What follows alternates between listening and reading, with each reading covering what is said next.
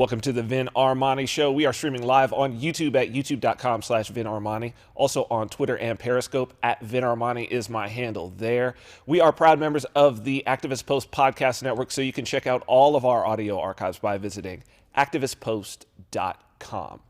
So it's 10 a.m. Monday morning, and we are coming to you from fabulous Las Vegas, Nevada. We got a great show for you today. Our guest this week is, in the second hour, Alex Winter. Most of you who are at least my age know him as Bill from Bill and Ted's Excellent Adventure and also from movies like The Lost Boys.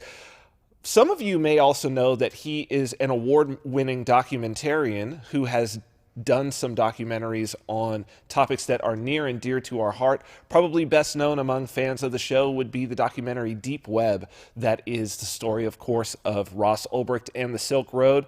Also, another award-winning documentary, Downloaded, which is the story of Napster. That's really, really a great one. He's also got two upcoming documentaries that are particularly poignant, I think, for those of you who enjoy this show. The first one is called Trust Machine, and that is the story of Bitcoin and the blockchain. And also a documentary called Zappa. He got exclusive access to Frank Zappa's archives. And he's got an interesting spin on the Zappa story that he is going to tell. Can't wait to talk to him about all of that. And, you know, I think that this is someone who's got an interesting perspective. He's done some short documentaries on other things as well. Barrett Brown, who was the spokesman for Anonymous, the supposed spokesman for Anonymous. Very interesting stories that he's telling, so that means he's a very interesting individual. Can't wait to talk with him. We had a whole show planned out today. A whole bunch of stories. But Lightning Network, which those of you who follow Bitcoin and particularly the Bitcoin scaling debate, Lightning Network was released to the public as a beta this week. And since we have the director of the upcoming Trust Machine on the show, and since this is so much about trust and so much about value, I really wanted to take the opportunity to start and try to explain what it is that Lightning really is, how the technology works at a very high-level view so that people can understand, because what I found is that in this debate, whether you're for it, whether you're against it, 99.9% of the people who even mention it have no idea what it actually is. So I'm not taking sides. I'm going to try to do this as clear-headed as possible to just explain what it is and what I think it means in terms of the context of trust machines of the past. So that's a big topic, and that'll probably take the whole hour, and I'm going to need some help. So to help me get through all of this, as always, today, my good friend, co-host and producer, Mr. Christian Reyes. Christian. Good morning, Vin. Good morning, sir. I'm excited for this Lightning Network breakdown.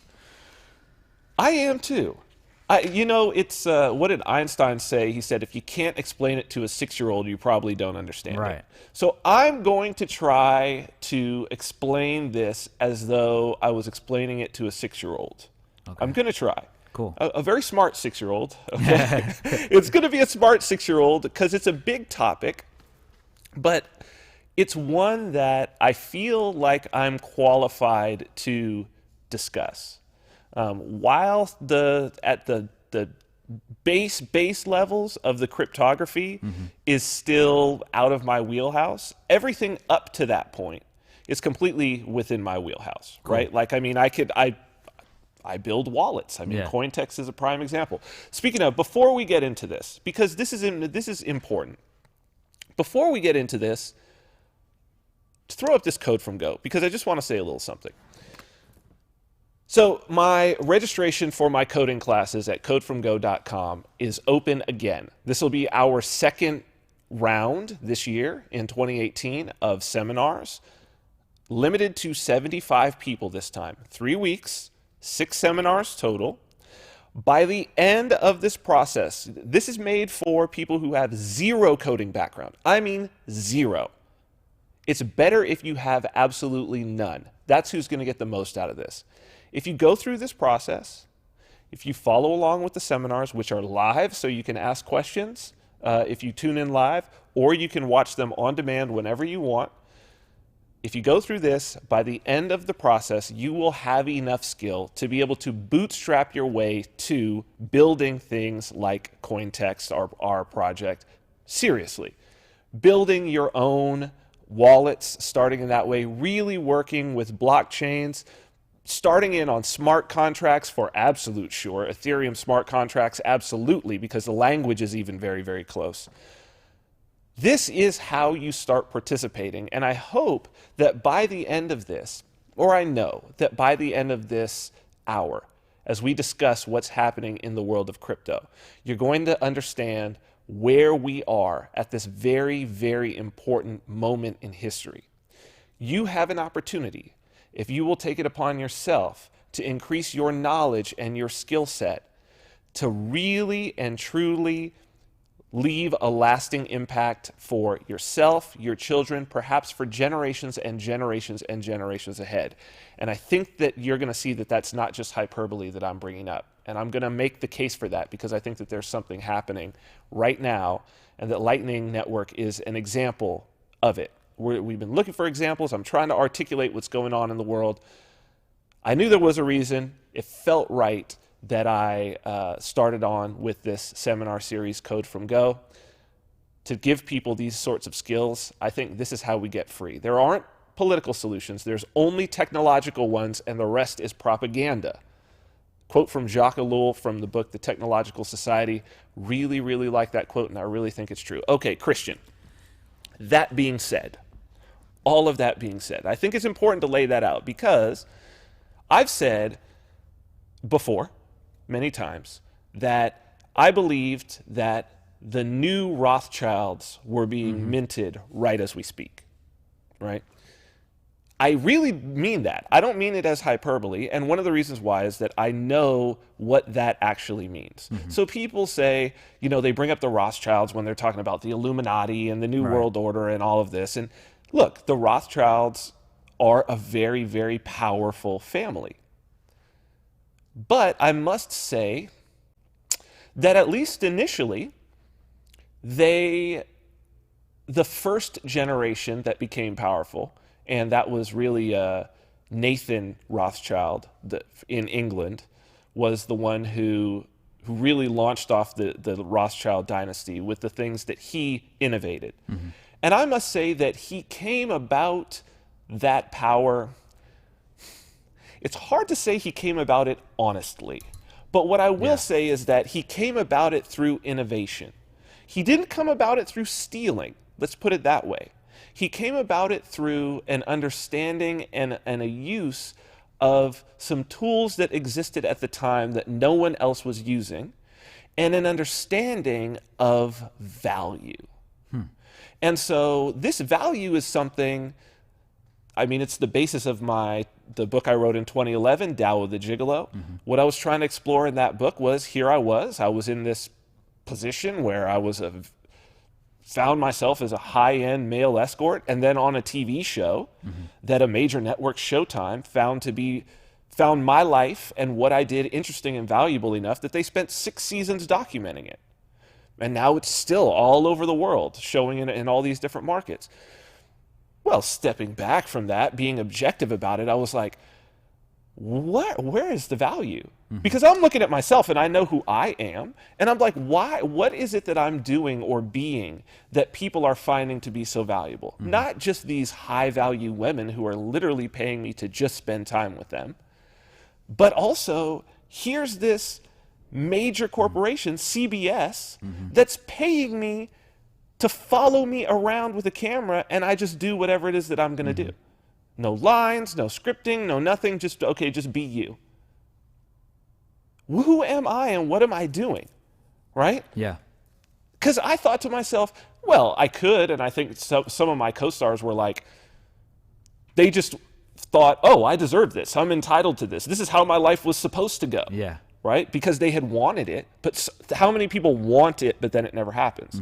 I didn't want it, which made it even weirder to me that I never asked for it. In both situations, I was kind of just thrown into it, and I was like, oh, okay, I'll do it. Sounds like an adventure. Very interesting stuff, because I was thinking yesterday, and I came across a revelation that, Okay, go ahead. excuse me, and you just said it. You said, what is it that they find so valuable? And you said that the fact that you were doing it Okay. already. So I was really thinking about this concept, and I noticed that you're actually doing this with Code from Go as well. And it's something that I was doing with my business before, my network marketing business before. And I didn't even realize what I was doing. Go on. I think we're in a hyper evolution for the human race right now. And I think the thing that separates the Rothschild people and these high level people, these high value people, is the fact that they're doing it first before that they're learning it, or the knowledge. Yes. Okay. Embodying Right. before articulating. Right. So this is really key, and it's interesting that I've been talking about this sort of spiritual aspect to it in several interviews this week. That was interesting. Tantra Punk, Conversation of Our Generation.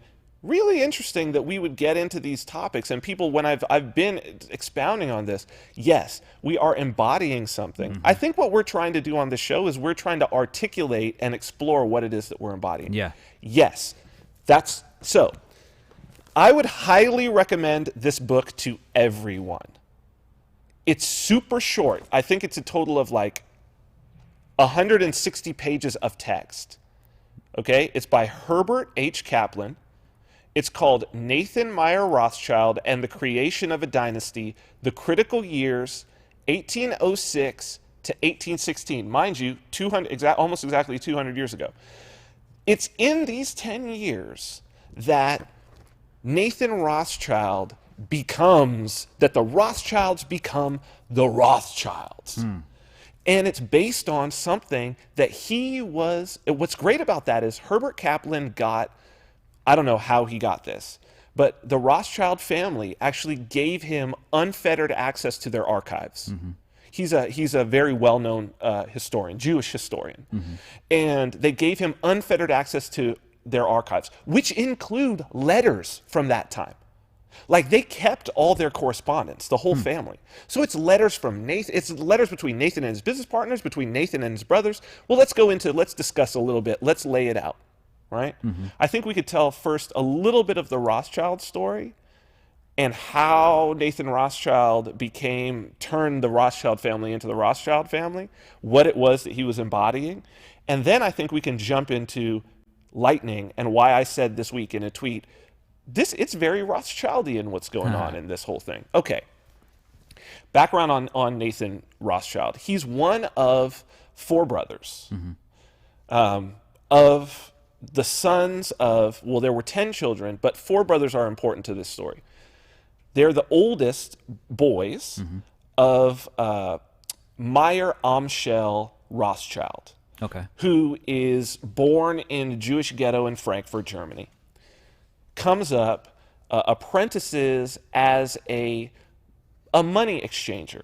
So basically what his business was exchanging different forms of coinage for each other in Frankfurt. Because what you had in Europe at the time was, so you would have gold coins, and every country would mint their own gold coins. But even if the gold coins weighed the same, they weren't all necessarily worth the same amount. So because in some places, they would only take certain coins. So for instance, you may be in Frankfurt. They'll take the German one, but they won't take the British one, the average merchant, right? You're in Spain, they'll take the French one, they won't take the German one. Everybody took the Spanish, right? And especially the older Spanish ones, like the pieces of 8. So you had this whole market where prices were fluctuating, and it was very important were doing arbitrage around, right? And so what he got very good at and was known in the Frankfurt, among the Jews of Frankfurt, was he could exchange out so that he was kind of like a bank. He was an exchange, but he a currency exchanger, right? In Frankfurt, in the Jewish ghetto, they had the sign above their door was a red shield, which is where Rothschild comes from. Rothschild, the red shield. That was the sign of their business. Interesting. So he had these four sons, and when they got old enough, he basically set them up with a franchise because, hey, it would be good for us to have these things in all of these other places. One, we could keep better track of the prices. Yeah. There's no ticker board. There's no nothing like that. It's like you've got to figure this out by asking people. You've got to have. So he's developed this network of contacts, where he can send a messenger out and find out, oh, how are Spanish doubloons doing over here? How's whatever? Okay. So he's got 4 sons. He sends one to Austria. He sends one to Italy, to Naples, actually. He sends one to France, and he sends one to England. England is Nathan, okay? Nathan is actually not the most successful, and England is kind of a backwater as well. It's not during this time like, it's not a huge crossroads of trade like the other ones are. The other ones are massive crossroads of trade. People moving through and needing to change money. England, it's separated by the sea, right? So you've got traders coming in and whatnot. So the other brothers are doing pretty good in the money exchange business.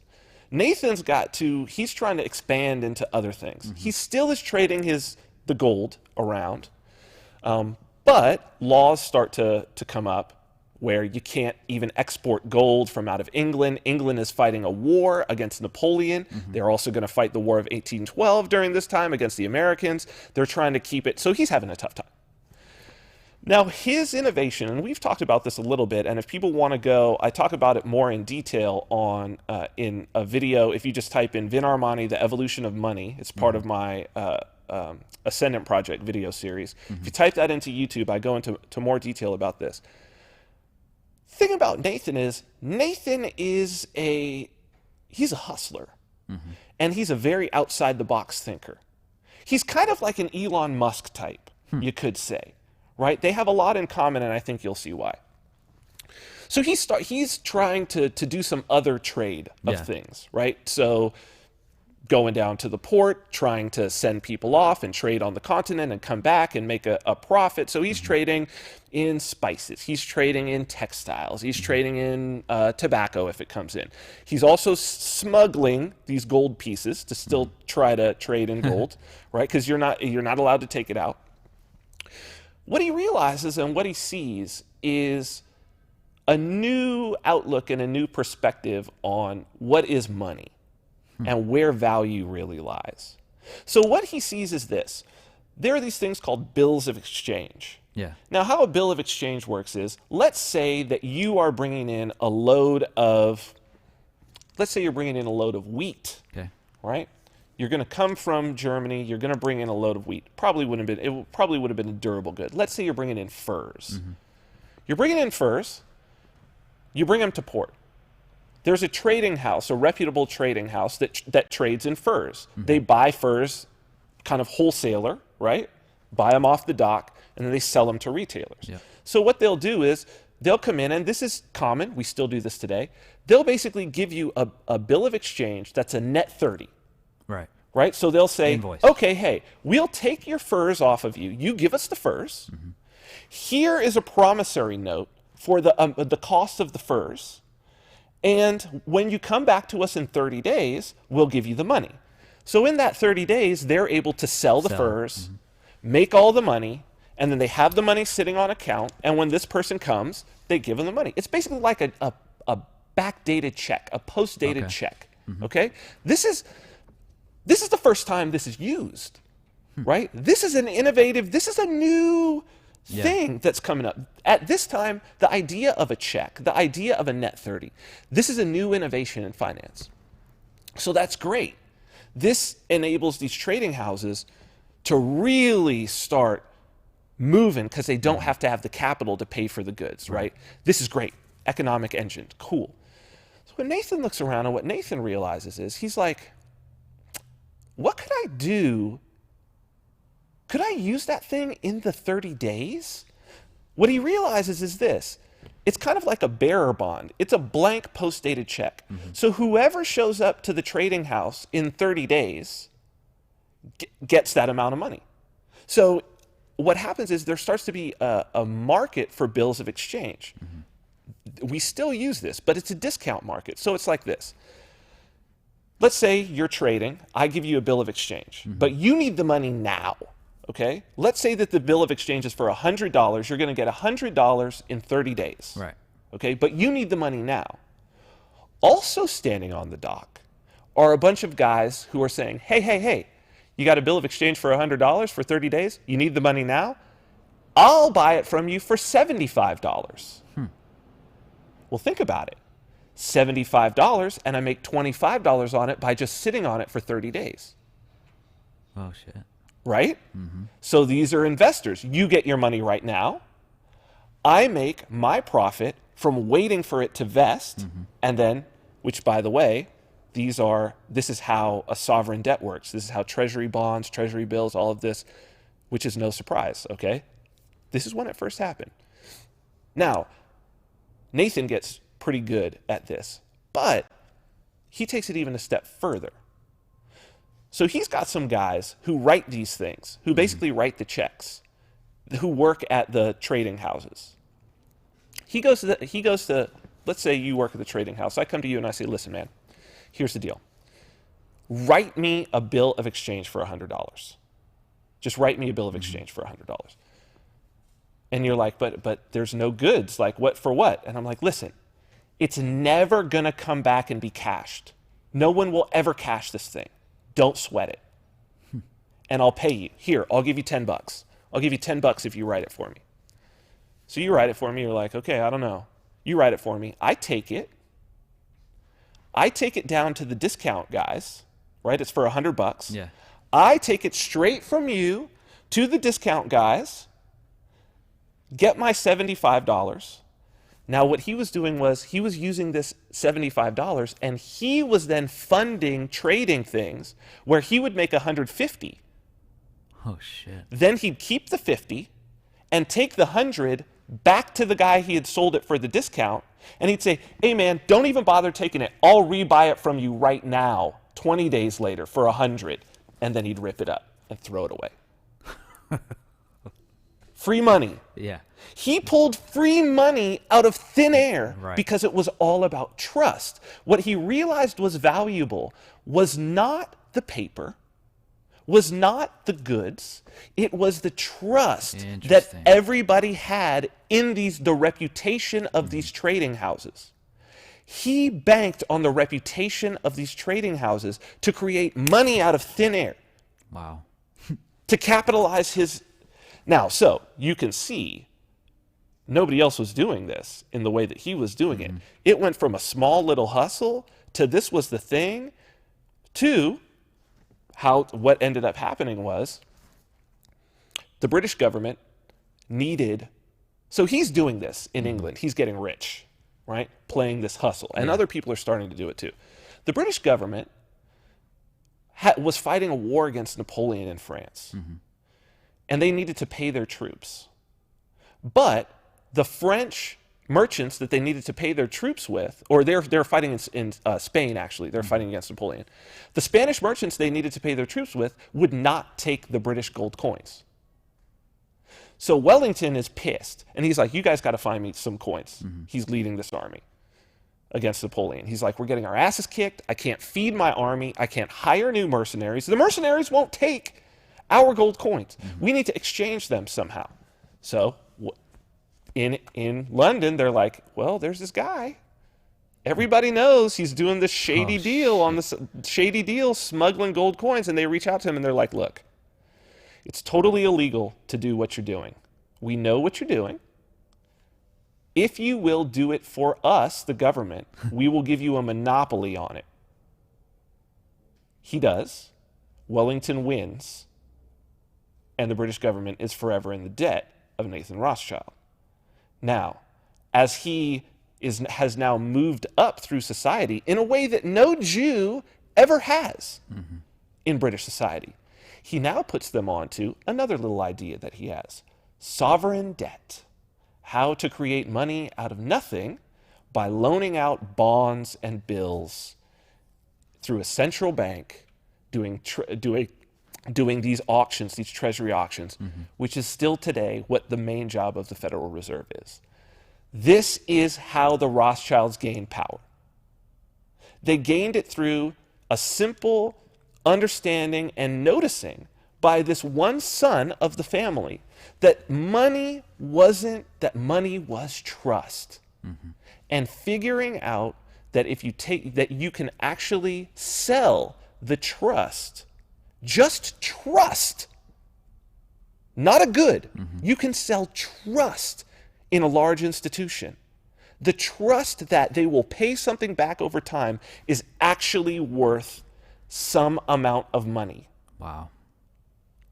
And if you control the levers of who can and cannot sell the trust of that institution, being a large corporation, be it a municipality, being a sovereign government, any of these things, then you're going to be incredibly wealthy.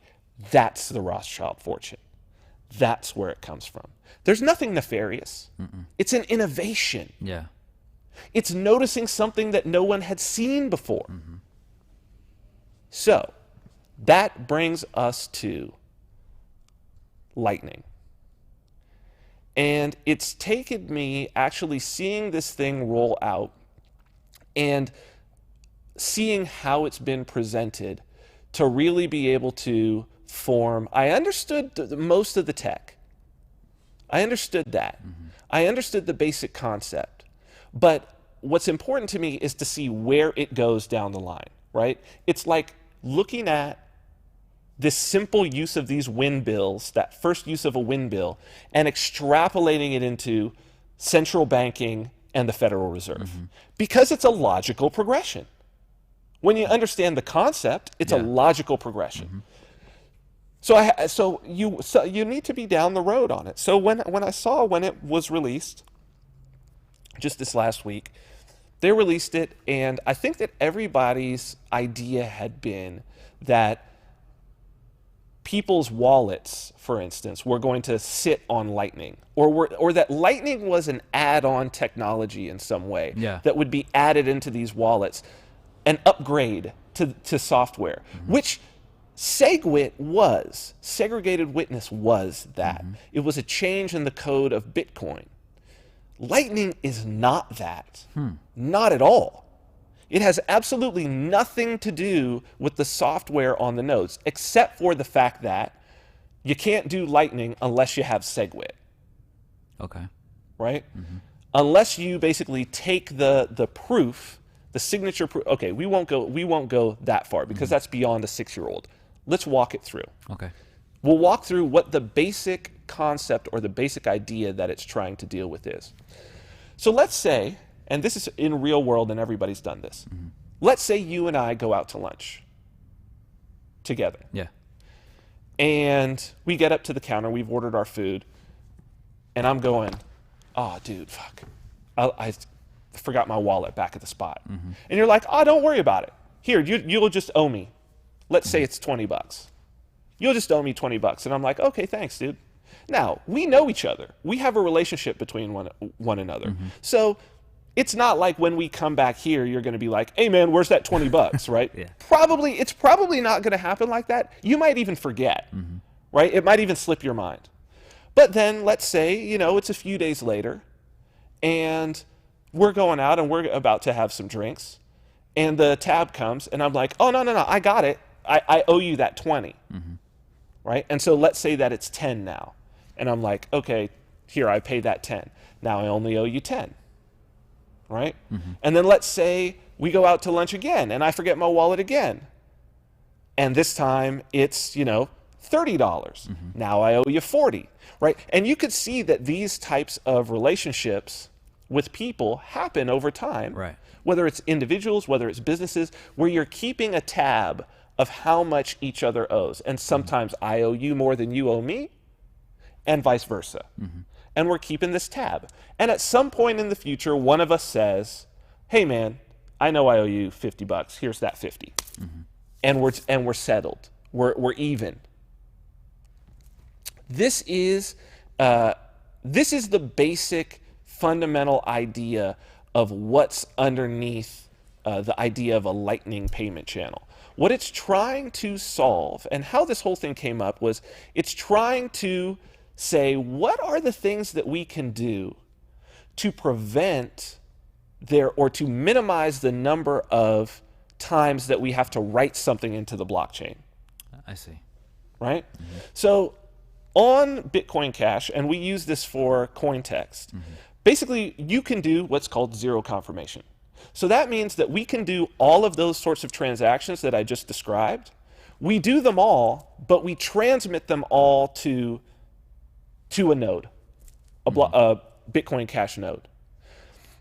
The difference there is every single one of them, we can use something that hasn't been confirmed. We can reuse it, reuse it, reuse it, reuse it. So in this case, every single one of those transactions between the two of us sits in the mempool, sits in the, if I lose you at any point here, stop me. Okay? Please do, because that means I've lost other people. And this is like, I'm trying to not get complex with this, but this is some of the things that you have to talk about in like the real actual blockchain. Yeah. So these things all stack up on top of each other. So basically it says, okay, Vin paid Christian 20, then Christian took that 20 and he paid it to somebody else, and he paid 5 to this person, and he paid 15 back to Vin, and then he did this. We don't have to confirm it. They look at each other and they make a chain of dependencies on each other, right? And they all go into the blockchain. Every single one of these, step 1, step 2, step 3, step 4, step 5, step 6. Okay. And that right there would be considered the mempool?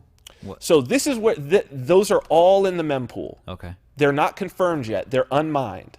But if I transmit to a node and everybody can see, oh, Vin paid Christian this $15. Now Christian has this $15 to be able to spend.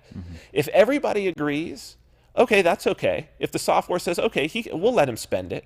So then you spend that $15, and let's say you give it to somebody else. So now that's 2 transactions. Now they rely on each other. Gotcha. Neither one of them is confirmed, but they rely on each other and they don't conflict with anything else. So when the next block is mined, both of them will go in. Gotcha. Into the same block. You don't have to wait, okay?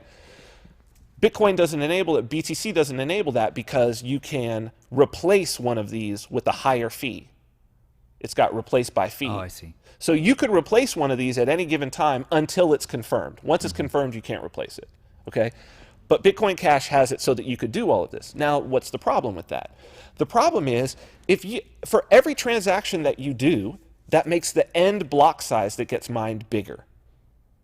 So you could do 1 million transactions that were that hadn't been confirmed, and then that 1 million transactions would get confirmed into a single block. Now, this is potentially a problem if you're dealing with something that's got like micropayments. Okay, so you imagine if payments are ticking off, boo, boo, boo, boo, boo, boo, boo, related to each other on something very, very small, like let's say you're going to get charged by the second for watching videos. So let's imagine a scenario where Netflix started charging you per second of video watched in small increments of Bitcoin Cash, and every second it was throwing a transaction to the blockchain. Right? So maybe you have a certain balance, and then every second it's throwing it. What you would want is instead of it throwing all of those, to maybe only throw 2. The one that you paid, right? So you paid for this movie, but since you didn't watch this, so it's ticking it off by second. Or you don't want the whole thing. You want just the last, right? So when you close the movie, then it just takes the last amount, right? So what that is, and Satoshi describes that idea, is to say, oh, well, he calls it a payment channel. So it's raised up off the blockchain. He's like, don't put all of that on the blockchain. It doesn't need to be there, because technically the only thing that needs to be there from a technical standpoint, right? So these are 2 trade-offs. From a technical standpoint, all that needs to be there is the amount that you started with between the 2 of you and the amount that you settle with between the 2 of you. And if that's the same, you actually don't even need to write anything to the blockchain. Because it may be that after paying each other back and forth, you end up right back where you were. Right. Well, you don't need to write anything. So there's no wasted space in the blocks. Okay. So this is already, exchanges do this. If you send your money to an exchange, you write to the blockchain one time when it's delivered to them. They store it in an address that's theirs. Maybe they make one more and they move it into a pool address. And then it sits there. until you make a withdrawal. And when you make a withdrawal, they send you the appropriate amount. All the trades that you make never touch the blockchain at all. Right. It's all in their system, contained. So this is off-chain. Mm-hmm. So what Lightning is trying to do, so this is the high level. The problem that Lightning is trying to solve is, okay, how can we have something that's off-chain in that same way? How can we have a system that does that only writes 2 times?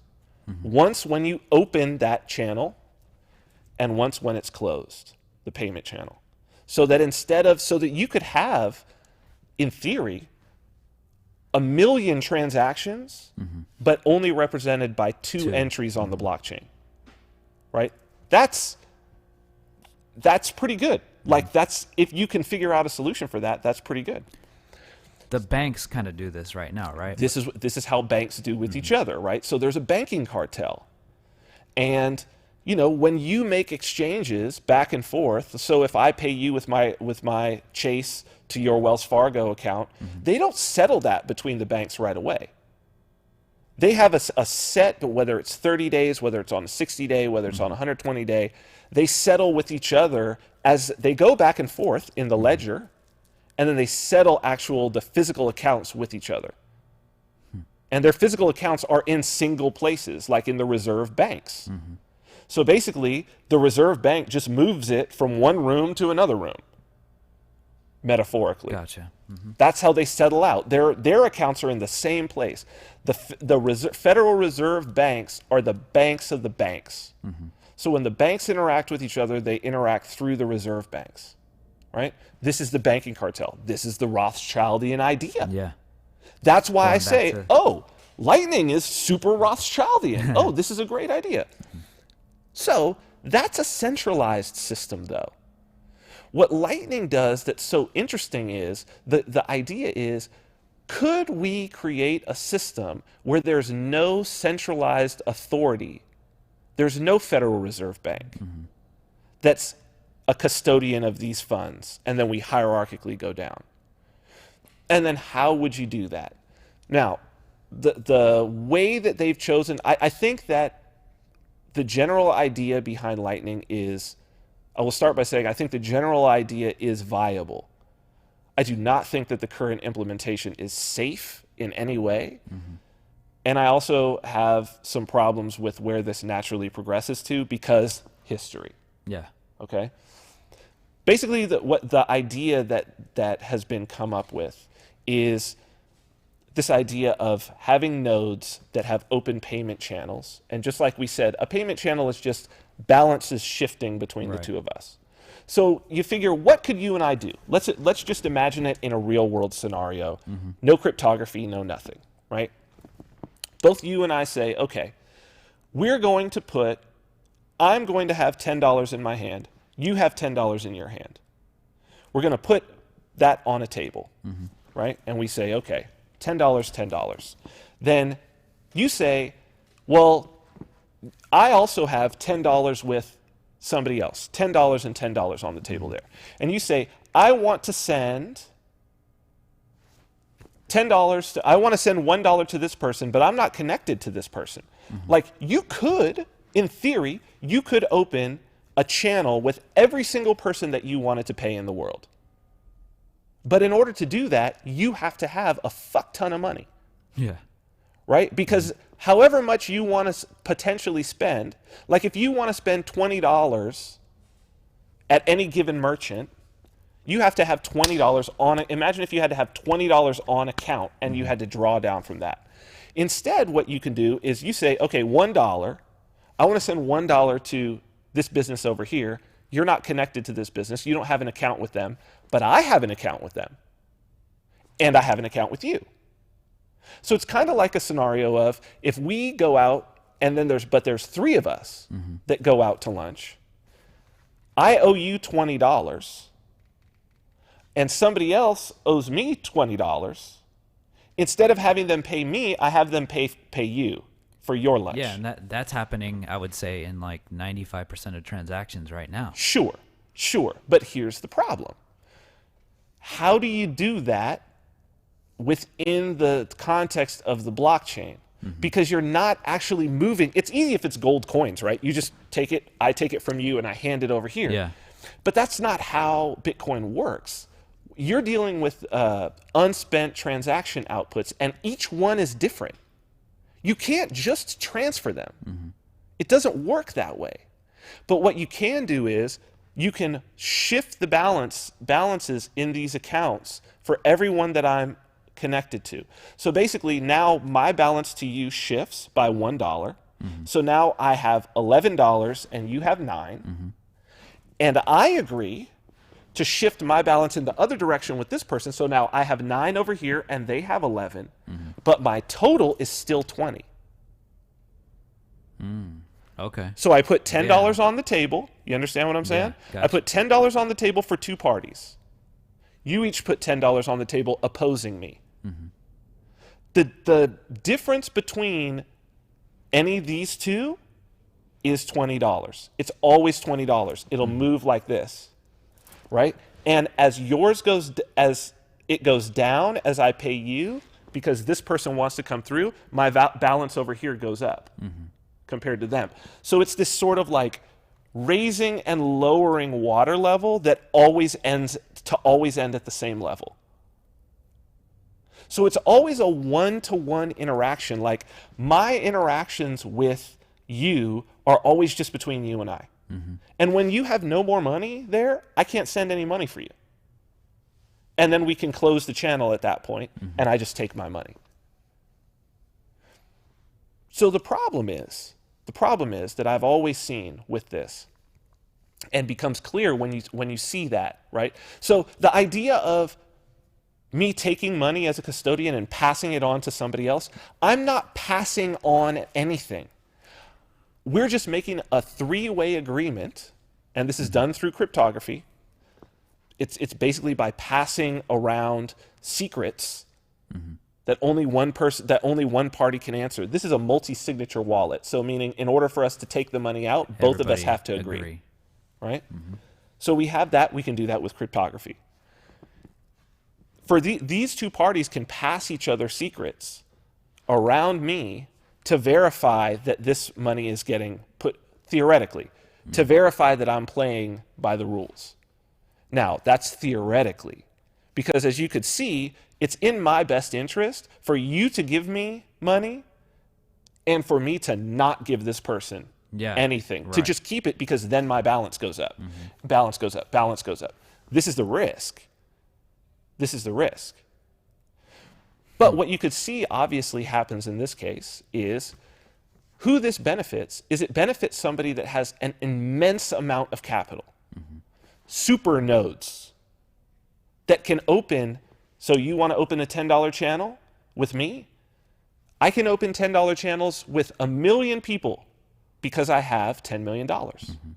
I have to have $10 million to open a $10 channel with 1 million people. But if I do, that means you can connect with any one of those 1 million people just through me. And the more, and I get to take a fee for it. That's the other thing about it. Oh, shit. Every time you move through me, a fee is attached. And every node that you move through, a fee is attached. Wow. It's a small fee. But the economic incentive to firing up a node is fire up a node and you take a fee. Well, to me, those are banks. Yeah, exactly. That's who's going to do it, is a bank. Is that a viable technology? It's viable. It's not like that hasn't been used. It's not like we don't understand that concept. It's not like we don't understand the concept of transferring debt. Yeah. But this isn't debt. It's not real debt. Because you never owe anybody. You just shift the balance. Yeah. It's not that there's a debt. It's not that, oh, I shifted the balance and I got to pay you back sometime. No. And it's not that I owe this person money over here. It's never that. It's that there's an agreement between you and I that I'm going to do this for you. But it's not debt. It's something else. And that's what I've been trying to get at. What is it? Yeah. I don't know. But there's trust in there. And every time there's an innovation in trust, there's been some massive change in economic paradigm. That's the story of Nathan Rothschild, is understanding that you can sell that, there's a value in that trust. How do you potentially sell that trust? And if you can sell it, then that means it's a currency and you can transfer it. You can transfer value. So it's created this new value paradigm. And whenever you create a new value paradigm, you create basically a new currency paradigm. So this is what this is what I've been sort of struggling with. And I'm not ready to say Lightning is bad. It's new. It's a new tech. I don't see why it's not viable. It looks to me, it's hard to describe it in terms of what the closest analog is. Very difficult. But I'm thinking that it's something like, well, here's the other part of this. As this move happens, going back to the idea of all of these transactions, the transactions between you and I in this payment channel, now you imagine that it's not you and I with $10. Imagine it's Bank of America and Wells Fargo that have an ongoing relationship with each other to the tune of billions of dollars. So they're sending these transactions that are changing the balance. Each one changes the balance. But the only transaction that matters when it's closed out is the last transaction, right? The first transaction and the last transaction are the only two that matter. All of the ones in between that are moving this thing, and every single one of those transactions have value. This is when it gets super weird, because Wells Fargo and Bank of America are never going to close that out. Yeah, man. The big nodes between each other, why would you close it? You would never, ever close it out. So if they're never closing it out, and you've got a payment channel with one of them, and you've got an account, let's say, with one of them, you would never close it out either. Yeah.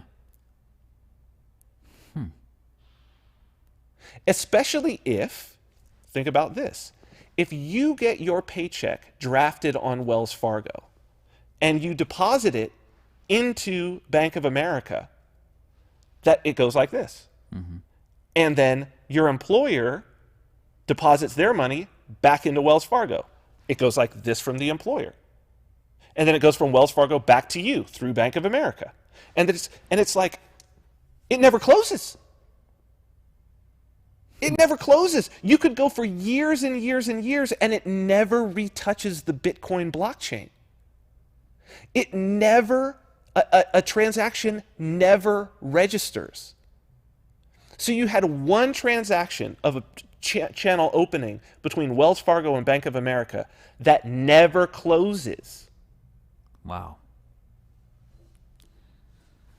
So what you're basically going to have is you're going to have the existing, this is what I see, the existing banking structure using this, and how they're going to use this is how they're going to circumvent the state. Because now they can do everything they need to do without state involvement. They can go outside of the state. And they can still do fractional reserve because they can build layers on top of this layer. Soon it'll be, and that's even described in the release, because they're like, that's the thing that got me thinking about this, was they're like, oh, we're anticipating people making Lightning apps. They call them laps. So you're going to build layers on top of this thing. An app layer on top, and that's where the people operate. And under here, in between that, you can do fractional reserve lending. You can make your own fiat currency. You can do all of this shit. And this level of Lightning is a black box. Whoa. Because nodes can choose. So you could have multiple Lightning networks. Because nodes can choose who they connect with and make a payment channel with and who they don't. They can refuse payment channels. So you can still create this hierarchy down to the people of who they're connected to. And at each level, fee, fee, fee, fee, fee. This is what I see. I don't want to strawman the technology. I don't want to poo-poo the technology. I want to look at it and see it for what it is, like a steel man of the technology. And I'm like, oh shit, this is the killer app for the banksters. Mm-hmm. This is the banksters literally taking the thing that was supposed to destroy them and using it as the platform to make themselves even more powerful.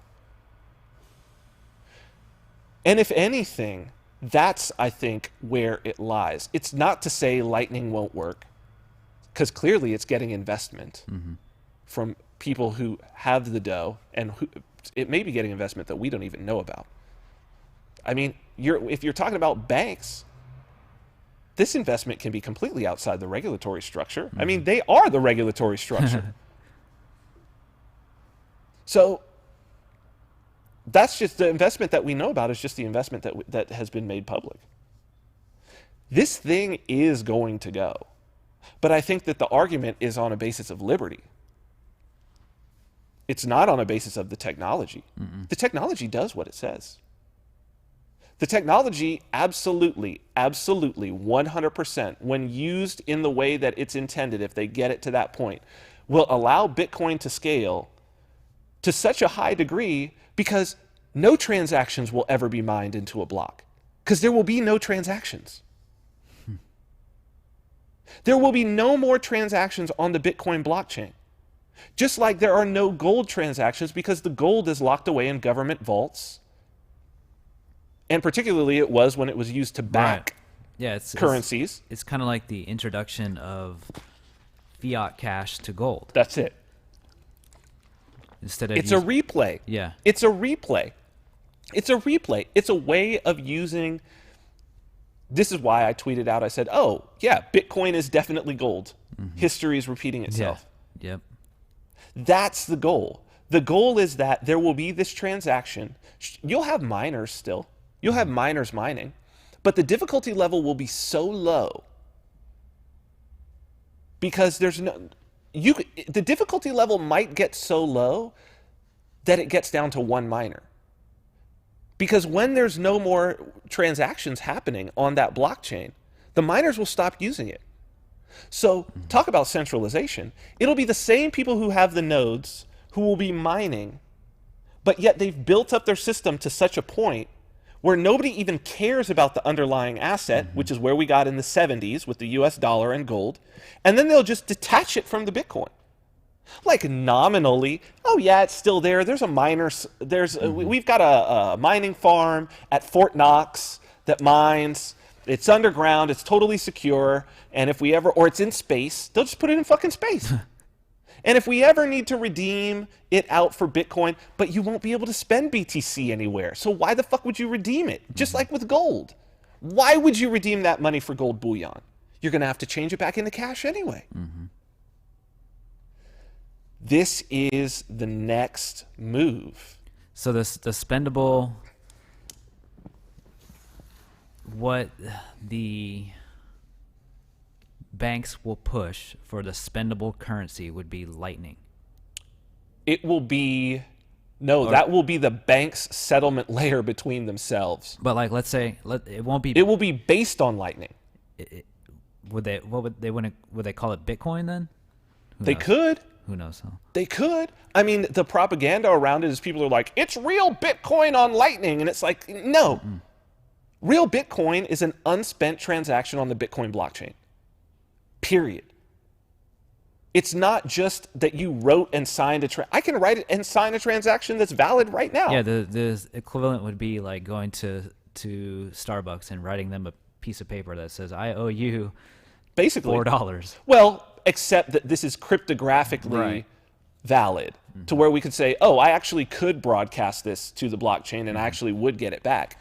But if you've got this layer here, the consumers up above don't give a shit. And the people here are making all of their money transacting between the nodes. They're not going to redeem.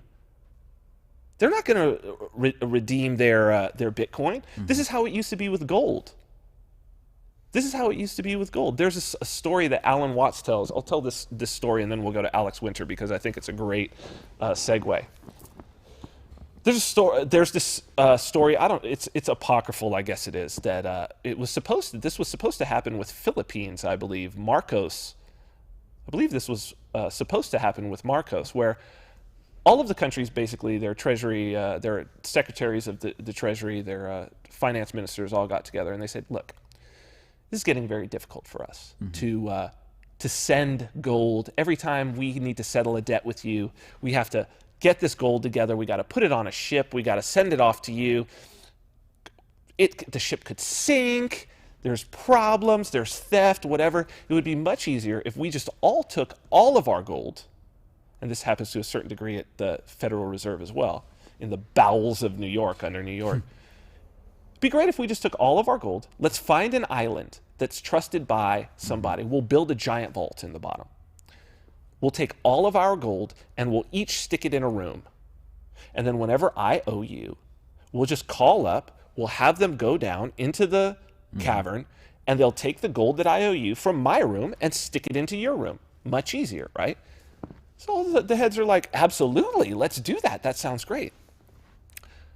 So about 10 years pass, and all the finance ministers get together and they say, we should have a conference. And we should have a conference on this island. It's been working so good. We should have a conference on this island. And we can take our families and everything will be great. And just to celebrate how brilliant we were with this whole situation. So they all go on this vacation to this island. And they take their families and their children. And on the way, they're telling their children about all this gold, these mountains of gold that's under there. So they get there, and pretty soon the children start talking with each other, and they say, "Let us down. We want to go down into the vault." And they say, "Oh no, we're doing some maintenance right now, and shuffling some things around. It's not really appropriate right now." A few days pass, and the children are like, "Oh, we're going to go soon. Like, we want to go see the gold." So all the finance ministers go to the people who are running this thing, and they say, "Look, what's the deal? Take the children down there. They want to see the gold. We want to see it too. Everybody wants to see it. Let's take us all on a tour. It would be great." And so the head of the operation says, "Can I just talk to you all in private?" He says, "Listen, about 5 years ago, there was a massive cave-in, and we can't access the gold. It's covered by about 60 feet of rock and water. It's actually been, but it's there. It's safe. No one can take it. It's there. It'll never move. And it's worked just fine for the last 5 years of us just working the ledger. I mean, it's all in the same place, like we could just imagine." That's what we're talking about. Because trust. Because that's what it really is. It's not the gold. It's not the gold. It's the trust that's valuable. The trust that when you say, switch it over on the ledger, and they switch it over on the ledger, that everybody else accepts it. What cryptography does is it takes out that third party.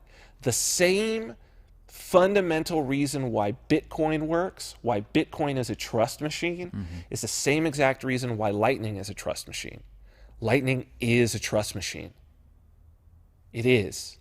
And it's a decentralized trust machine. But the problem is, Bitcoin, using proof of work, using a mining strategy, was specifically designed to even out the playing field. Right. Whereas Lightning is specifically designed to advantage the biggest and wealthiest players. That's it. Wow. That's crazy. So we got to be paying attention to this whole thing. It's very, very important. It's very important that I believe Bitcoin Cash is the way to go. I think that the way to do this is to put all of those transactions zero conf. We're doing it with Cointext. Yep. And we're planning on having millions of transactions. So if anybody fills up the blockchain, it's going to be us. We're going to see. We're going to test it. And I believe that we just keep scaling this shit. It's two paths. It's two paths. Both of them have value. We're going to have competing economic paradigms. I do believe that the way to go is the permissionless, trustless, no barrier to entry. Absolutely. This is what I'm about. That's my own ideology. If I was a banker, I'd be all about lightning. Both are valuable. We're going to see how it plays out. Crazy story. New technology. What's great about this is that we're going to talk to somebody who has told the story of a lot of these emerging technologies. I think Alex Winter is going to have some good comments, and I think that it's perfect for us to get into a discussion with him, which we will do right after the break. Why don't you go ahead and get him on, and then we will go to break right now. The spirit of art. The spirit of technology. The spirit of individuality. Baby Vodka. An ultra-premium spirit conceived by Vin Armani. Handcrafted and distilled in Las Vegas by master distiller George Rotz. Each bottle, a celebration of the individual, custom engraved and hand-signed by the creators. Each element blending in harmony to create a beautiful experience beyond imagination. Baby Vodka, the spirit of Vegas. Created by Vin Armani. Tailored by Christian Reyes. Available for purchase exclusively with cryptocurrency at babyvodka.com.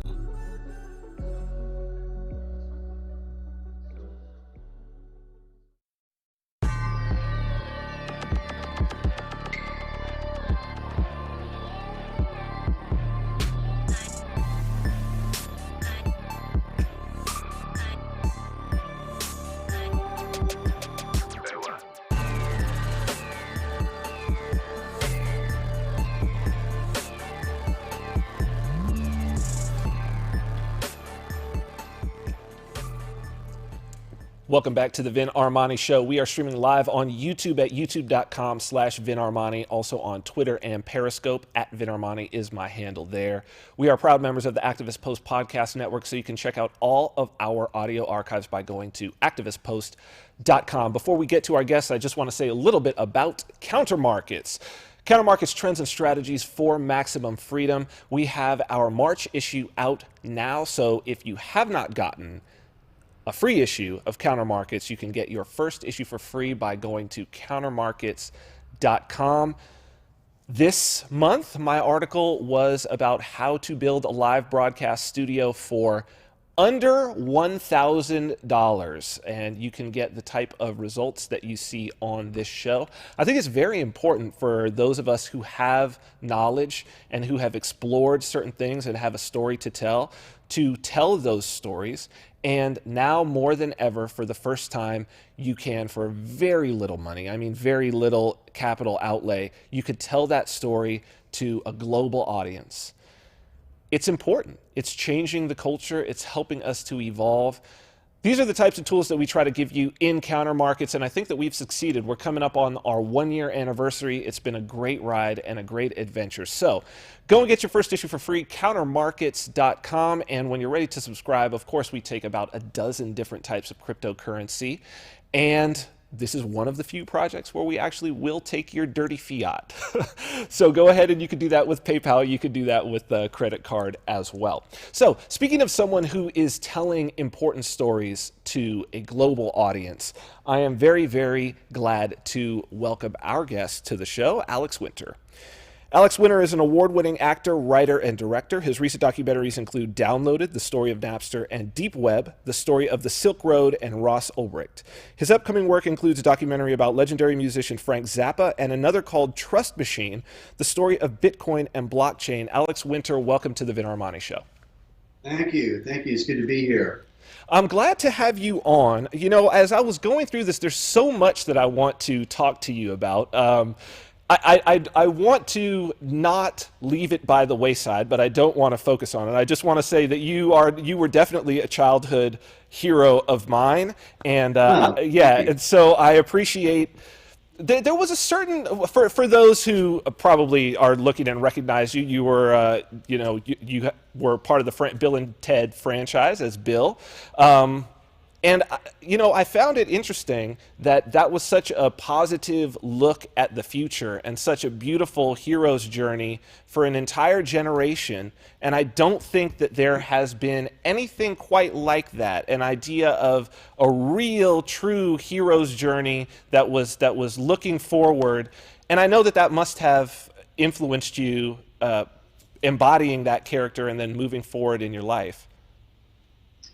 I think, possibly. I was already, I wasn't that young when I did it. We were young, but I was out of film school already. And I'd been acting since I was really young, since I'd been a professional actor since I was around 9 or 10. So I'd done a lot of acting by then. I'd gone to college by then.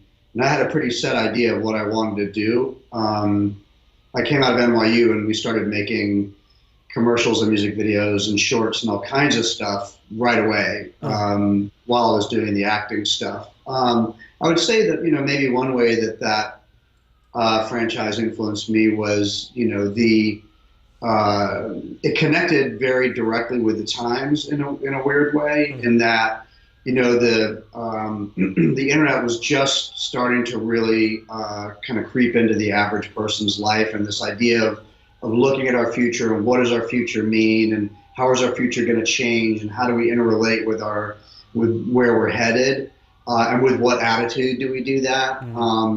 And definitely the optimism of the characters I thought was infectious, and certainly was in line with a certain amount of my own somewhat Pollyanna-ish attitude about the future, despite horrible things obviously that do occur. So they aren't cynical movies. They're movies that we played very sincerely. And I don't think that would have worked if Keanu and I didn't have some genuine sense of optimism, in each of us that we brought to the characters. So I wanted to start this interview out with something that you wrote that I think is a good jumping off point to deal with all of the things that I'd like to talk with you about. You wrote this sort of as I guess you were reaching out to people as you were starting the Zappa documentary and looking through the archives, and you were trying to describe a little bit cryptically, I might add, what this Zappa project is. But there was a section in here that I just want to read because I think that it sums up sort of how I've felt about the films that I've watched that you've made. So you said, even though I started my career as an actor, I've been directing and producing for decades, as you said, and I've been making documentaries since 2010. And while this project is in many ways very different from my last 2 documentaries downloaded in deep web, in other ways it feels like the third part of a trilogy. I've always been drawn to telling the stories of great, challenging Americans. These are people who change the world around them without being easily defined or constrained, people who break the rules with purpose, ideology, and vision, people like Frank. And I saw that certainly in deep web. I mean, obviously, with Ross's story, and also I was surprised at how much I really enjoyed the story of the Napster guys, because I remember that time, and you don't think about how groundbreaking and revolutionary and how much that changed the culture. And yet you're one of the few people who is approaching these stories in that way. How do you make a decision about, or what is it that you found that sticks out to you that draws you into a story? I'm drawn to characters, interesting people. It's all about people. It's all about personal stories. I'm drawn to interesting people who engage directly with the times that they're living in, and sort of using those people as a way to get into a broader story about the times that we're all living in, right? So with Downloaded, I was a very, very big proponent of Napster in the late 90s, early 2000s. I'd gotten very heavily involved in technology and the development of the internet, a little bit pre-web and then with the development of the web. So by the time Napster came along, I was pretty invested in online communities and the growth of online communities. And Napster was the biggest internet-based community we'd ever seen by a mile, and that was what really struck me as the innovation there and the watershed aspect of the technology in terms of how it was going to change where we went. So I met Sean Fanning back in, I think, around 2000, I think, maybe 2001. And we started talking about me telling a story all the way back then. And he's just an extremely fascinating person.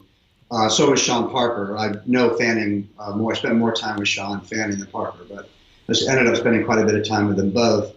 And they were absolutely incredible times. It was the birth of the internet in an expansive way. It was the first bubble that then popped and then created the internet that we have today. And it was someone who was really engaged with those times, but very paradoxical. He was, someone that you could be viewed as a easily, and was being portrayed as a villain, largely by the establishment, the RIAA, the record industry, Wall Street, all that. They saw him as a pirate and creating an engine for theft. You could view him as someone who was creating the first large-scale central internet community around the world that no one had done before, that was connecting all these people together. You could see him as someone who was liberating culture and democratizing culture. And you could see it as someone who was a visionary looking forward to the way human beings needed to exchange, much less exchange media or things like music. So there were just all these different facets to him. And of course, he's just a person. So what I love about documentaries is I'm not writing a narrative that attempts to take all of these things and fashion them into some perfect sort of inhuman crystalline form. I'm looking at all those inconsistencies and the grays, and I don't have to turn them into someone superhuman. They can be a human being with all of the contradictions that human beings have. And I love that aspect of making documentaries, because they're not proclamations. They're really looking at a 360. And with Deep Web, I dealt with that a lot, because, with something like Ross's story, you either look at that, as most people did, and say, this is just this is the Walter White of the internet. He's a terrible person. You had this whole other community that looked at what Silk Road was as something extraordinary and much needed to combat the drug war and to take us into the future in terms of having freer markets online, and some degree of privacy and anonymity. And of course, the truth is, much more complex than that. So some people watch Deep Web and go, wow, that was crazy. You made this movie where you basically just exonerated this criminal, which I didn't do. And that's not what the movie is doing at all. Or people will look at it and say, it's a movie about, this great movement, and this person is 100% innocent and is being railroaded. And the movie's not saying that either. Right. Movies are nuanced. And so that's why I like telling those kinds of stories. And Zappa, I think, is a great subject for that kind of story for all the same reasons. Well, yeah, I'd love to talk a little bit about Zappa, because it seems like, I also watched the short documentary that you did with Barrett Brown, The Relatively Free, which is one that I think everybody should watch. And I know that there's a lot of Anons who watch our show. So that was really, really great. And it was the best that I've ever seen that story laid out. Yeah. So, but what I find interesting, as you said, about whether it's Ross, whether it's the two Seans, whether it's Barrett Brown, these guys definitely have villainy attached to them, whether for appropriate reasons or not. Zappa, and then you're doing Trust Machine, which, Bitcoin is in that gray from the jump. Very much so. But yet, how does Zappa fit into this? Is there, because that was what was so interesting to me as I was looking at, okay, how does Zappa fit into it? It doesn't seem to fit. It's the one that's not like the other, if you know what I mean. Well, a couple things. One is I've been around pop culture my whole life, since I was really young. So I have a very direct relationship with popular culture. I didn't want to obviously don't want to just tell technology stories. I got to download it because it was a very personal story. It wasn't like I made a decision to start making tech-based documentaries. Quite the opposite. I came at Sean on a very personal level. Napster had a huge impact on me personally, and I was very, very invested in it. And so that really sparked my interest. So the Silk Road story was similar, as I saw what was going on with Ross, and I saw that nobody was telling the story from the inside. The story was only being told from the outside. There this extremely hyperbolic, largely completely inaccurate examination of this black market. And so I thought, well, if I can get inside to any degree, even if I can't get close to Ross, that story should be told. And Frank Zappa was a similar thing. Is my producing partner Glenn Zipper and I were looking at other projects we wanted to do, and I felt really similarly. It was that you've seen a lot of media about Zappa over the years, but no one had ever told a story. No one had ever gotten inside and told a very personal story about this incredibly paradoxical, powerful, dynamic human being, artist, political thinker. And we were able, I had sort of a very cavalier attitude, like, I'm going to pitch it to Gail, his wife, who controlled, his rights. And if they tell me to get lost, then I'll just move on. And it's just no harm, no foul. But I told her the way I wanted to come at the story. And that was, I think, why we ended up getting, that incredible access from her. It was actually she was a big fan of Deep Web. And my pitch was not dissimilar to the way I come at these other stories. It is a political story, and it is a story about paradox, and it isn't just a movie about a guy who plays guitar at all. And it is looking at America and global history and where we are and how we got here through the lens of Zappa, who was incredibly engaged with the times. He fought the Senate over censorship. He saw the digital revolution coming 10 years before it showed up. He was the cultural attaché to the revolution to Havel, with Havel in Czechoslovakia. So, you're dealing with someone who was extremely politically minded and extremely engaged with the times. And he's just like any protagonist that I've ever wanted to tell a story about on that level. So, okay, let's talk a little bit about Trust Machine, because I find this to be very interesting. You obviously covered Bitcoin with Deep Web, and that was that was the moment, I think, when Bitcoin it reached a very interesting place, because there was actually some reason for demand. And I think that a lot of people would say that Silk Road was actually what bootstrapped Bitcoin as an actual currency. There's no doubt, right? If they say it didn't, it's just because they find it unpalatable. Right. So, and we spent the first hour of the show today talking about this new release of Lightning Network and the fact that this is probably something that the big banks will actually jump on. And what a weird transition in such a short period of time, that a technology goes from complete criminality, in the eyes of the establishment, to, oh, hey, we can actually use this thing. Trust Machine is interesting, not just from the standpoint of the story, but I think from the standpoint of how you're approaching the funding, the release, all of that. Could you talk a little bit about that? Sure. I got interested in Bitcoin probably around 2012, and in tandem with watching the burgeoning of the Silk Road, and I initially set out to make a film that was going to be a bit more of a Bitcoin story, as it talked about the darknet. But two things happened. One was that I got such extraordinary access to Ross's defense and family and all that, and that was really the story I was most interested in. It kind of shoved everything else out of the way. Those are just decisions you have to make while you're making a doc. And then secondarily, frankly, I went and I interviewed everybody. I mean, I have like a whole Bitcoin movie that will never see the light of day that we shot and didn't really use. But I interviewed most of the core players in Bitcoin at that time, 2013. And they were really amazing people, and they were doing really amazing things. But as you know, because you're heavily involved in this space, Bitcoin hadn't really taken on publicly yet. It had this big growth and expansion around the Silk Road. Then it shrunk after the Silk Road went down, and it went pretty quiet other than within the crypto space for a while. So I felt that nobody would really understand what we were talking about, which was a similar issue I had with waiting so long and telling the Napster story. I waited until I felt like people could understand those technologies on a broader level. And two, at the risk of ticking off the entire Bitcoin community, which I really don't need to do, because I have huge respect for them, I just didn't find it interesting enough yet. Like, to me, the story became interesting once it expanded out into other markets as well. Once Bitcoin started to grow, obviously it's really taken a bigger hold. Ethereum has grown. All of these other entities have grown.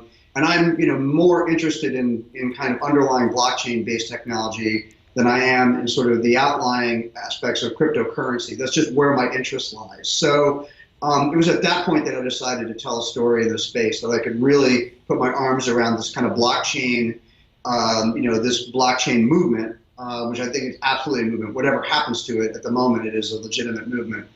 And tell that story, which includes, a little bit of the cypherpunk story, a little bit of the Bitcoin story, and just the mad moment that we're currently in. And it just felt like the time was right. So what's different about that, though, it seems from your other projects, is that, as you've said, these other projects, you're definitely drawing on these specific personalities, telling a story of, let's say, a man in his time, or a woman as well in their time, but drawing on these distinct personalities. Have you found that to be more difficult when you're dealing with a broader technological movement like Bitcoin and the blockchain? Where are the challenges there? What are the differences in your approach?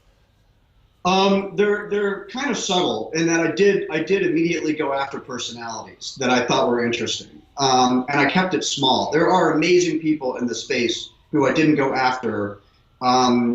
Largely because I didn't want a crowded space. I wanted to focus on a few core people who are trying to do things in this space right now, not because they're the best, because I'm not making infotainment. I'm trying to tell a story. So I'm interested in someone from this world, someone from that world, someone from this world. So for instance, we're in there with everybody from Tim Draper to John Gilmore, who was one of the original cypherpunks, who's an incredible person. To Joe Lubin at the front end of Ethereum, to Lowry Love, who just recently won his appeal hearing against being extradited to the United States and facing a possible 100-year jail sentence for protesting, or even allegedly protesting, the death of Aaron Swartz. So, and Lowry, to me, is a core example of an extraordinary, paradoxical, brilliant mind at the center of the blockchain world in terms of, he sort of, in my mind, epitomizes the modern day cypherpunk. So we focus a fair bit on Lowry. And we focus a fair bit on other people in the space on the VC side, on the straight up tech side. So you'll see when you see it that it is largely personality driven. However, it's true what you're saying to your point. I did want to tell a slightly broader story because the world is so captivated by crypto at the moment that I wanted to tell that story too. I wanted to tell the public story of just this sheer insanity and paradox and conflict that we're in, where literally every other person on the street you meet will have a very hard and fast opinion about blockchain and crypto. That's either really evangelistic or just completely contemptuous and dismissive. There's no middle ground. And I thought that was an interesting story to tell too. Just tell the story about that craziness. So that's a big part of what we're doing. I'm interested, you have been at this for a very long time in pretty much every role that someone can play in the film business, which is impressive. So since I have the chance to have you around, you've been also in a span of time when there's been, although I think every probably decade in film has seen great changes. I mean, it hasn't been around that long. But now, what do you, if I'd love to walk through sort of some changes that you've seen as a filmmaker, maybe not just in the technology, but as maybe the expectation that you have as a filmmaker going in. What's changed in terms of your relationship with money, your relationship with technology, with distribution, with your audience? How has that changed over your career? Well, it's changed a lot fundamentally, obviously. I mean, and the technology does drive a lot. So, I was shooting film until I wasn't. I was cutting film until I wasn't. I still shoot film sometimes, but very rarely. But those changes, also predicted changes to the marketplace and changes even to the way stories are told, right? Like I go back and talk to NYU students, which is where I went to film school, and they'll be like, oh, it's so hard to make films. How do you break in? What do we do? It seems so impossible. And I give them the old man, you got it easy speech that every old man has to give young people, which is when I was in film school, when I got out of film school, in order to make movies of any size, in order to show your work, it cost a lot of money. You had to buy film, have cameras, have it processed. you had to budget whether you did a fade or a wipe, because that was an optical and that cost money. Forget distribution. No one was ever going to see it. Maybe you could like transfer it to VHS and walk it around places. All of that cost a lot of money. And today, obviously, you can write a movie, shoot it on an iPhone or on some very cheap form of digital media. You could upload it and distribute it. All of that is very, very low cost. So that changes the game completely. It changes how we tell stories. It changes how we get stories made. It changes our expectations as artists in terms of what is going to be asked of us and what people are going to expect us to be able to do. It changes the audience's expectations. So, I mean, honestly, everything is, in my mind, is in this kind of extraordinary state of upheaval at the moment. And you can look at it, cup half full or cup half empty quite easily. And I'm not a total Pollyanna. I see both sides, but I'm generally very positive because I generally feel like at the end of the day, what matters is your ability to tell a good story and to tell a story that has value. And so the fact that all the crap that we had to deal with around that was so difficult and has been made so much easier by technology. Well, if you write pretty good stories that people need or want to hear, you're going to cut through the clutter. You're going to. And it's a lot easier now. You don't have to be wealthy. Or you don't have, I went back to acting and ended up in those movies in order to feed my filmmaking career because I had no way of paying for all that otherwise. Delivering pizza wasn't going to do it. Right. So I was making movies, and we were living like paupers, even me and my directing partner, because every penny that I was making acting was going back into our film stuff. So, that's just not so necessary today, and I think that's really great. And I think that sort of the democratization, or the closer that we've come to democratization of culture, being able to tell stories, of being able to communicate, of communities, as it's a huge part of the thing I'm interested in is sort of democratized communities. That's amazing stuff. It is also very threatening, obviously, to a lot of people. So there's a lot of fighting back, a lot of pushback, a lot of people being branded as pirates, a lot of even lawsuits and people going to jail or losing giant lawsuits. There's going to be a lot of blood and wreckage before we get where we're going, and there won't be some utopia of democratized anything because, gatekeepers will always be there because that's how they make lots of money. So it's clear with this democratization that certain genres, and I'm thinking in particularly the documentary as a style, has really come to be a cultural phenomenon in a way that it certainly wasn't even, I think, 15 years ago. If anything, Netflix has done that. I mean, they've had some absolute blockbuster documentaries. I wonder, you have a unique perspective on a particular style of film that I think...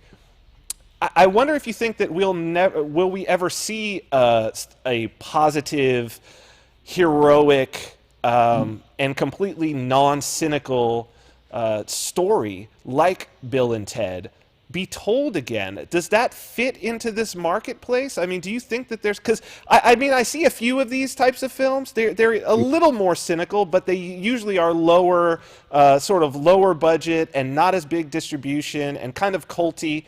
Whereas Bill and Ted was absolute, because it was green-lighted by a major studio in a time when that was what it took, an absolute blockbuster. Do you think we can have something like that again, or is that just something of the past? I do. It may very well be the third movie that we're working on right now. Wow. Because we're working on a third one, which we're hoping to shoot later this year, and it's very much in the same vein. It's very sincere and very positive. But the reason I do is because... I've got kids, and I've got some kids that aren't even that young anymore, that are in college. And that generation is actually by nature very positive, and not that cynical. And I would actually argue that our generation was far more cynical. Bill and Ted were outlier movies. They were very anachronistic movies. They were not what you generally went to see when you saw teen comedies in those days. What you generally saw were John Hughes movies, which were actually very cynical. Right. And took a very edgy look at being that age where the kids were really depressed and they didn't like their parents and they rebelled in extremely aggressive ways and they were very sophisticated and caustic and, been there, done that, seen it all. And that was very much the tenor of our times. I mean, having grown up in those times. And Bill and Ted, I think, really hit a nerve because it was completely against that grain. It was totally not the type of movie that you generally saw about teenagers at that time. Whereas I think today, I think it is generally the way teenagers are, even in the extremely fraught times that we live in, economically, climate, governments that we have.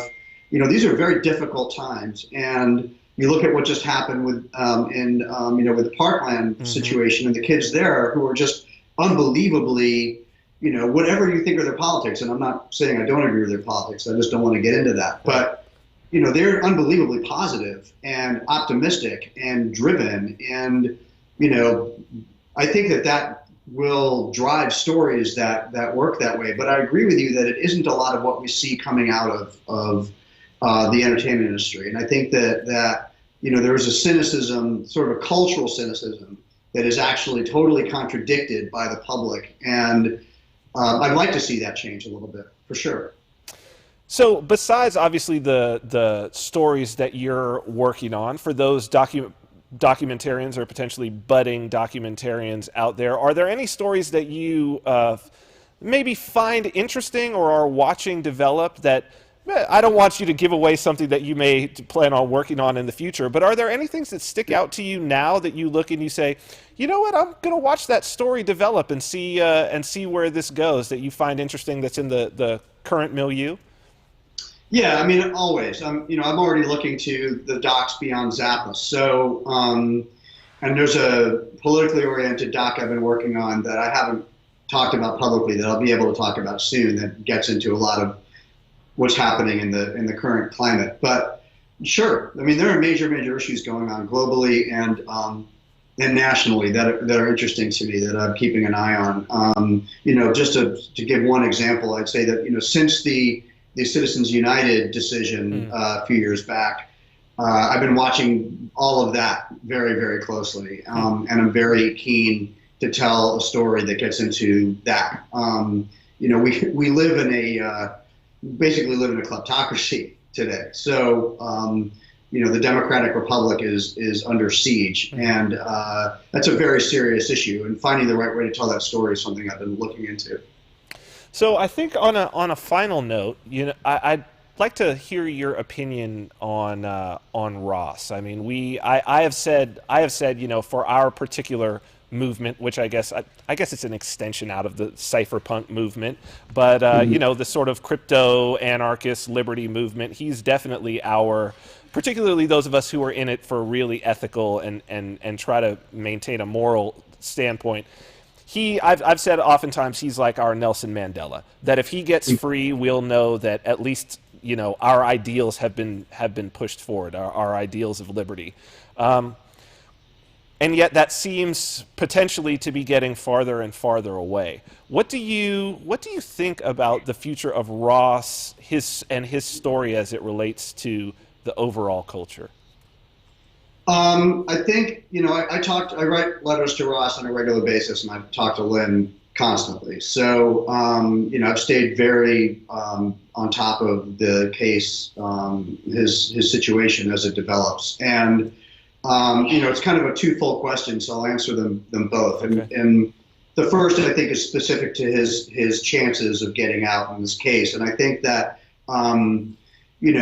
it's a largely political case, as a lot of people who studied it know. He was definitely, there's a scapegoating aspect to the extreme nature of the sentence he received, which I think is inarguably excessive. Double life without the possibility of parole.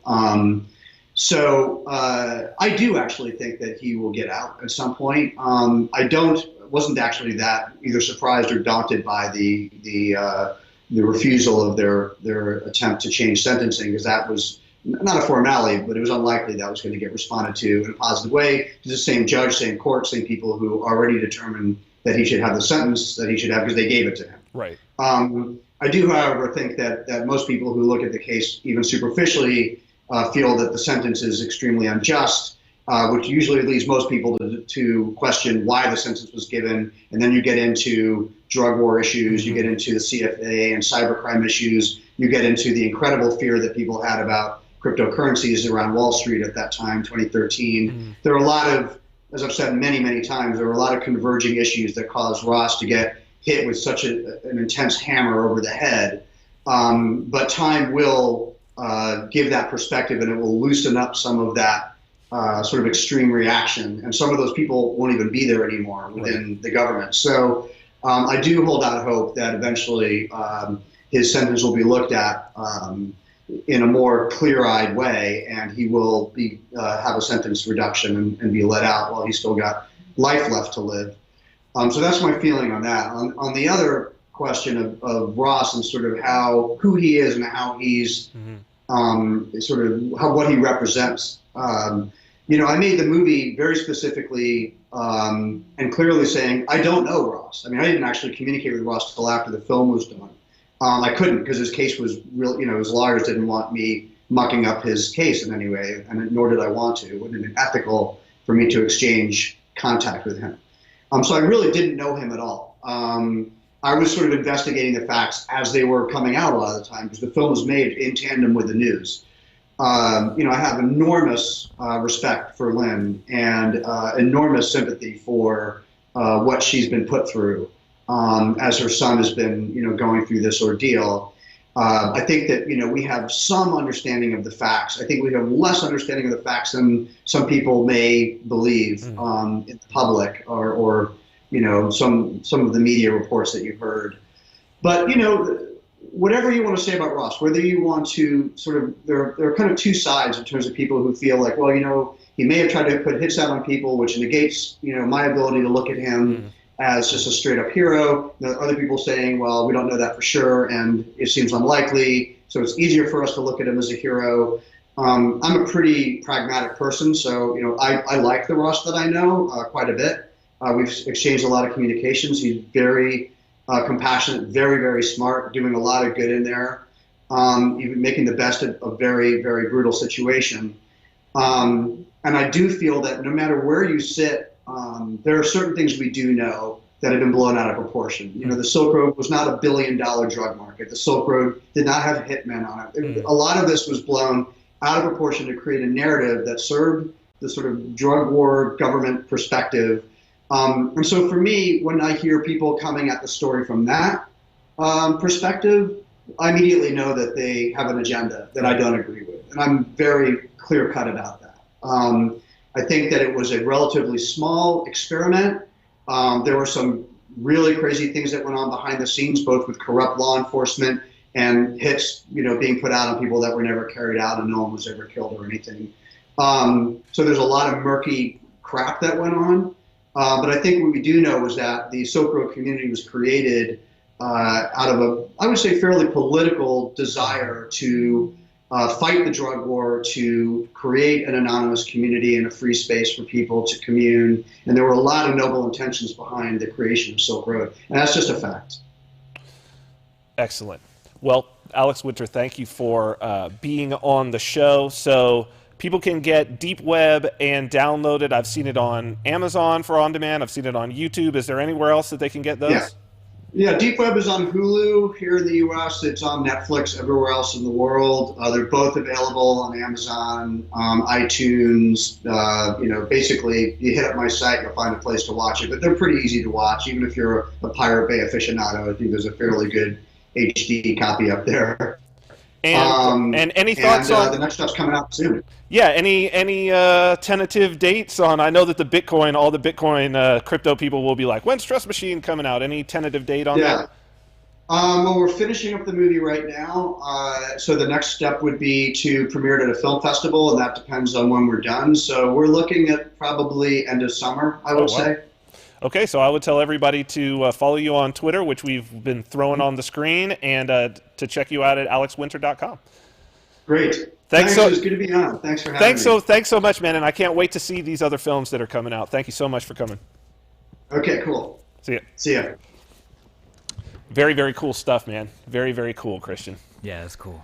It's so good when... What's interesting is this. Here are these great stories. You think about that Napster story, right? Mm-hmm. You think about if he doesn't tell the story. Like, if he doesn't tell the story of Napster, who tells it? Right. But yet it's so important. And you think about all of these stories that go by the wayside, and it's kind of like, you know, it goes back to the same sort of thing. Like, if this one guy, Herbert Kaplan, doesn't go and get access to these archives in the same way that he got access to the Zappa archives and doesn't tell this story, who knows it? Who knows the Rothschild story? Yeah, that's crazy. And yet it's such an important story.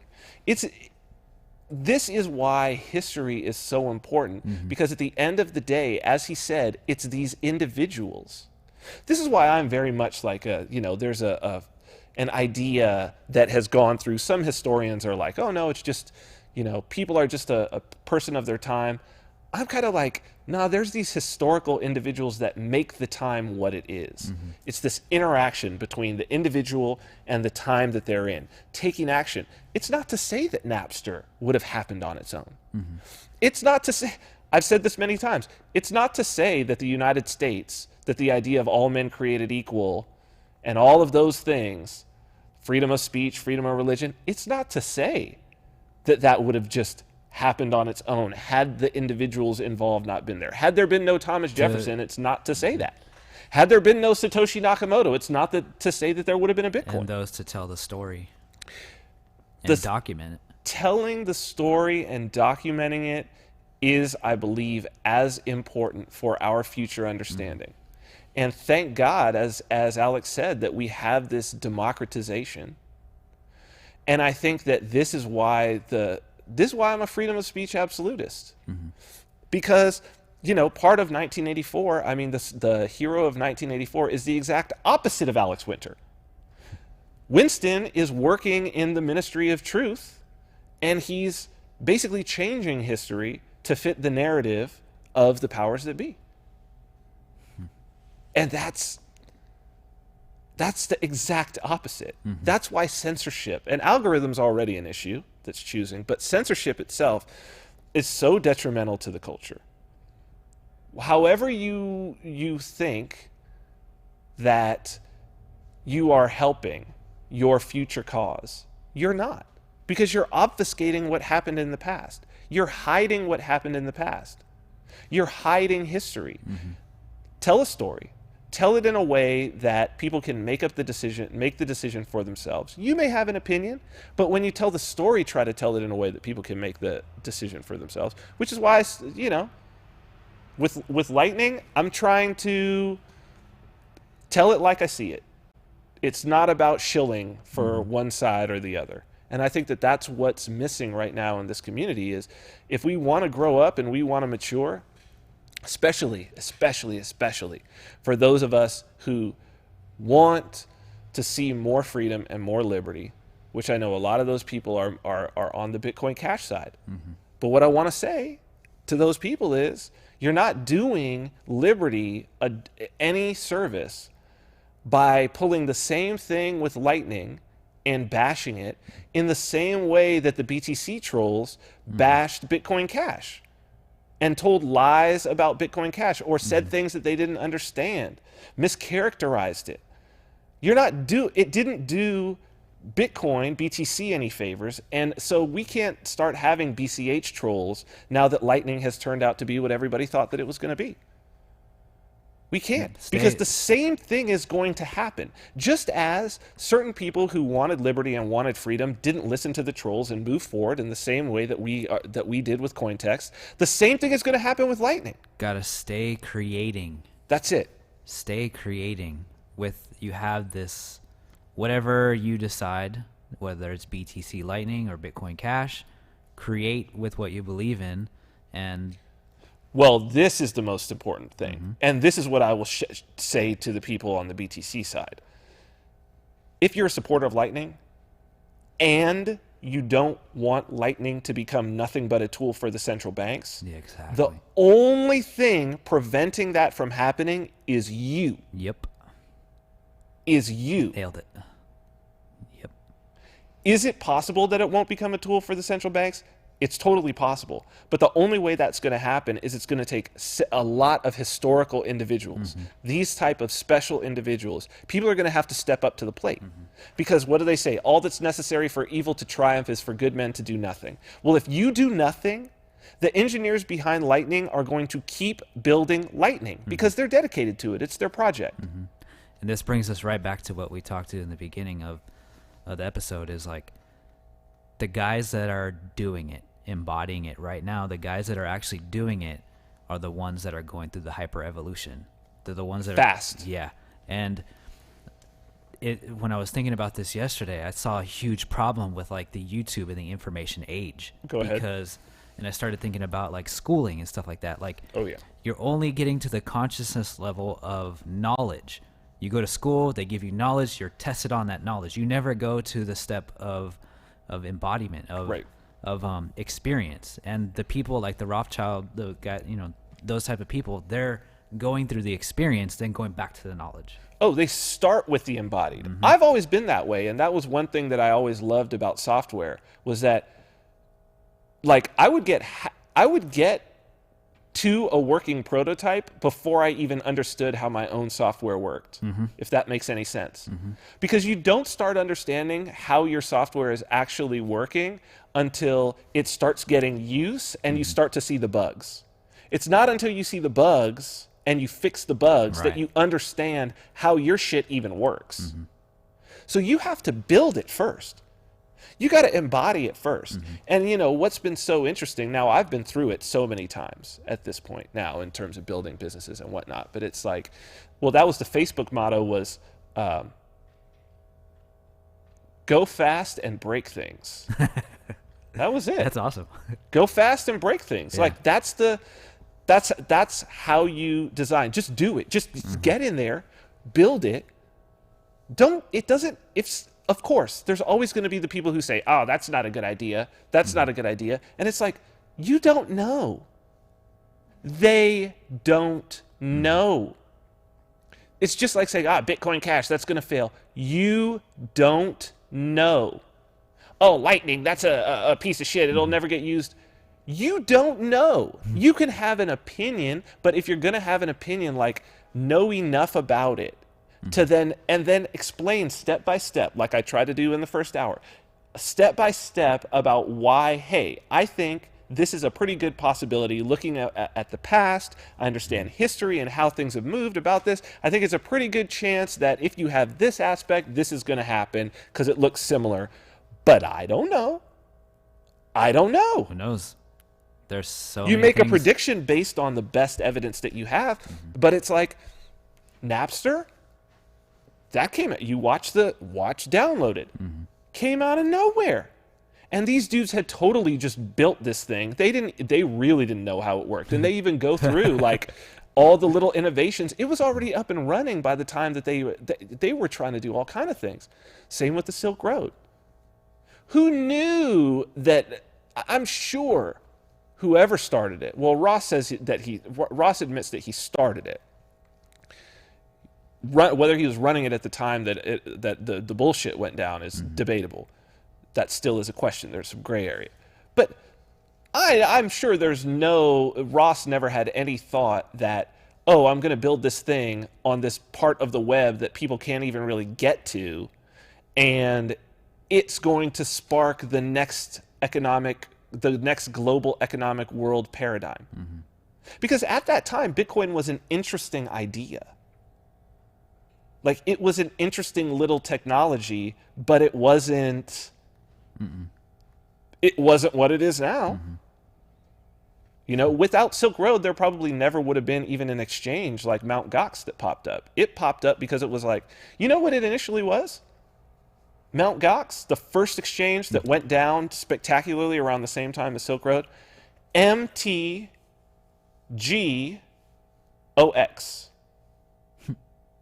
It was actually MTG. Then it's a little OX, Mt. Gox. It's Magic, OX, Magic the Gathering online exchange. Shit. It was built to exchange Magic the Gathering cards. Crazy. And then when that wasn't working, they were like, well, maybe we can add... They were trying to look for alternate currencies. Because at that time, Magic the Gathering cards were almost like a currency. Each one had a specific cost, all of this. Then they were like, oh, maybe we could add this thing Bitcoin. And that's what ended up taking over. Crazy. Magic the Gathering online exchange. That's crazy. Mt. Gox. Oh, shit. Right? Oh, man. Yeah. They started a Magic the Gathering exchange. They never imagined when they No. first started it that it would be the first and foundational Bitcoin exchange. And those two things, Silk Road and Mt. Gox, were the things that were necessary for this technology to take off. And now look what we're talking about. Think about that, man. It's cool.